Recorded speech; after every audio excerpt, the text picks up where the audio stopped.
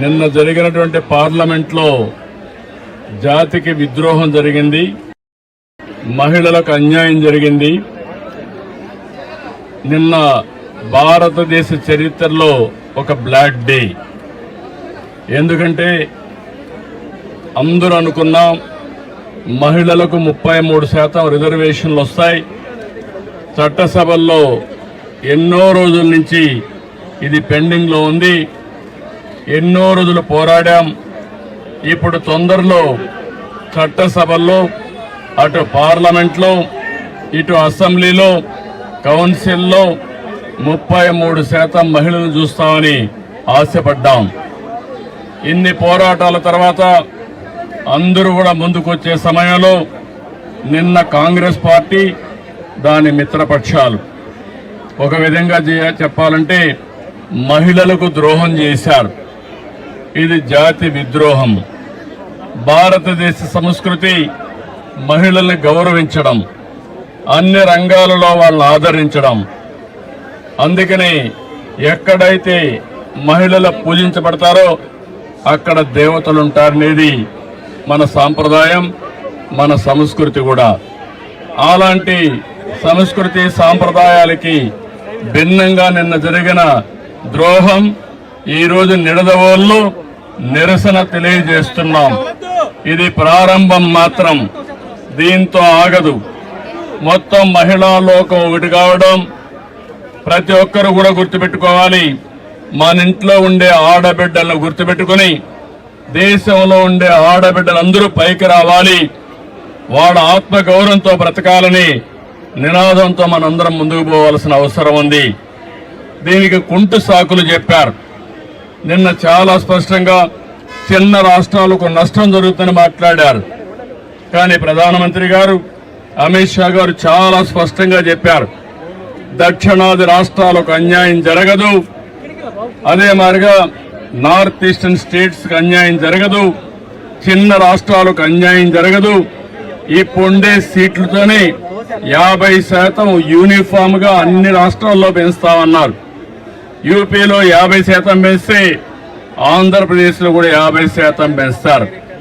అలాంటి అనౌన్స్మెంట్ ఇచ్చి చట్టంలో పెడతామని చెప్పిన వీళ్ళు రాజకీయ అజెండా కోసం ఈరోజు ఇలాంటి దుర్మార్గం చేసే పరిస్థితికి వచ్చారు.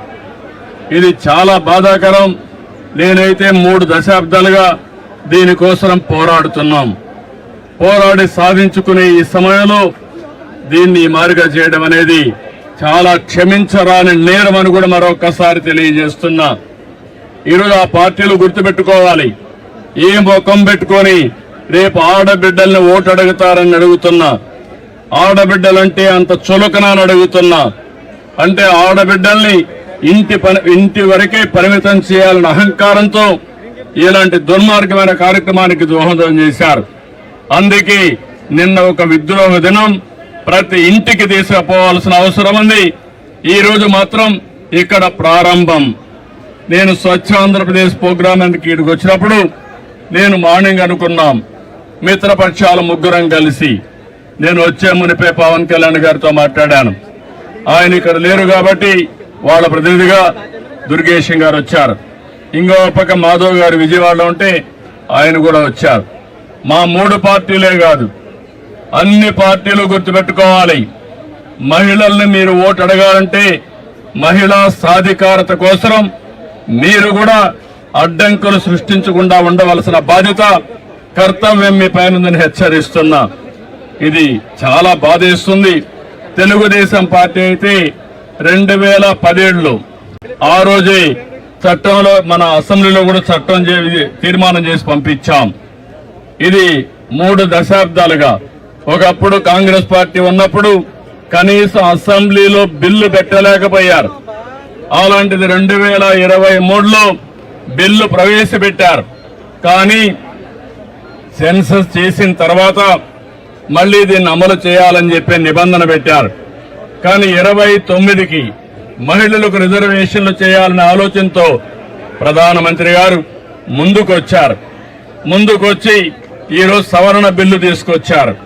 అలాంటి సవరణ బిల్లుని వీళ్ళు కావాలని డిఫీట్ చేయడం, దుర్మార్గంగా మనం చూస్తే రాజ్యాంగ సవరణకు 2/2 మెజార్టీ ఉండాలి. దాన్ని ఆసరాగా తీసుకుని నిన్నంతా వక్రీకరించే భాషలో మాట్లాడారు. మొట్టమొదటిసారిగా వీళ్ళు చూస్తే వీళ్ళు చెప్పింది దక్షిణ భారతదేశంలో ఉండే రాష్ట్రాలకు అన్యాయం జరుగుతుందని, నార్త్ ఈస్టర్న్ స్టేట్స్ కి అన్యాయం జరుగుతుందని, దానిపైన బేషరతుగా పార్లమెంట్ లో ప్రజల సమక్షంలో అందరికి అర్థమయ్యేట్టుగా చెప్తే దాన్ని వదిలిపెట్టి ఇంకా లేనిపోని సాకులు పెట్టి బిల్లుని డిఫీట్ చేయడం అనేది చాలా బాధేస్తుంది. నేను చూశాను, అపోజిషన్ పార్టీస్ అన్ని విర్రవీగిపోయారు. మేము ఇష్ట ప్రకారం చేస్తాం అనే విధంగా ముందుకు పోయారు. అంటే మీరు ప్రజలు ఎన్నుకుంటే చట్టసభల్లోకి వచ్చారు. అలాంటి మీరు ప్రజాహితం కోసం, మహిళా సాధికారం కోసం మీరు చట్టాలు చేయాల్సిందే పోయి మహిళా ద్రోహం చేస్తూ దేశ ద్రోహం చేసే పరిస్థితికి వచ్చారు. ఇది మంచి పద్ధతి కాదు. మహిళలంటే అబలులు కాదు. ఆ విషయం కూడా గుర్తుపెట్టుకోవాల్సిన అవసరం ఉంది. ఈరోజు పంచాయతీల్లో 50% ఉన్నారు, కాలేజీల్లో ఉద్యోగాల్లో 33% ఉన్నారు. ఎక్కడ మహిళలున్నా సమర్థవంతంగా పనిచేస్తున్నారు. అలాంటి మహిళలు చట్టసభల్లో కూడా వస్తే సముచిత గౌరవం జరుగుతుంది, అభివృద్ధి జరుగుతుంది, అందరికీ న్యాయం జరుగుతుందనే ఉద్దేశంతో ఈ బిల్లు తీసుకొస్తే ఎన్నో ఆశలు పెట్టుకున్నారు మహిళలందరూ. మళ్లీ కించపరిచే విధంగా, మహిళల యొక్క ఆత్మాభిమానాన్ని దెబ్బతీసే విధంగా ఈరోజు ఆ బిల్లును డిఫీట్ చేశారు. ఇది క్షమించరాని నేరం. దీనికి నిరసనగా ఈరోజు నిడదవోలులో ప్రారంభం. ఈ ప్రారంభం ముందుకు తీసుకుపోతాం తప్ప వదిలిపెట్టే సమస్య లేదు.